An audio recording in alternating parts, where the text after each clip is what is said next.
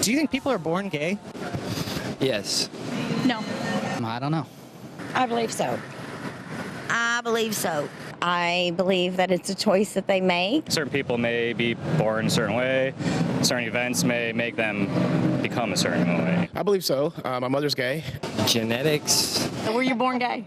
I think I was. I mean, I always thought of it. I don't think they would have chosen it. I honestly don't know. I think that's the most intelligent answer. I don't think so. I think it's a learned. Your parents might be doing it, or you might be seeing other people do it, and you might decide that you might enjoy it. It's an evil spirit in them when they are born. I believe they were born that way. There's absolutely no evidence that anyone is born gay.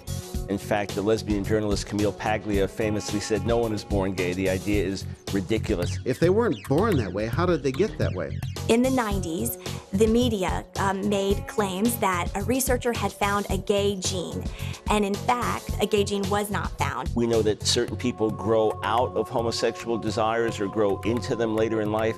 With lesbians in particular, there's a lot of evidence of fluidity, of people going back and forth. Brain studies were done where researchers claimed that the brains of homosexuals were different than the brains of heterosexuals. Brain studies actually don't prove anything about cause because our brains alter according to our experiences. In many cases, the homosexual attraction is very deep-seated in someone's life, so that as far back as they can remember, they felt different as a little kid. So in their minds, it feels like they're born gay. In 2008, the American Psychological Association admitted that researchers had never found a biological cause for homosexuality. Almost all of them that I was dealing with had been abused, or they came out of overbearing authoritarianism, that something was really, really wrong systemically in their family or in their background. Researchers have found that change of sexual orientation is possible for some people, and it takes place to varying degrees for varying individuals. Not everyone is going to experience complete removal of the attractions, never to return again.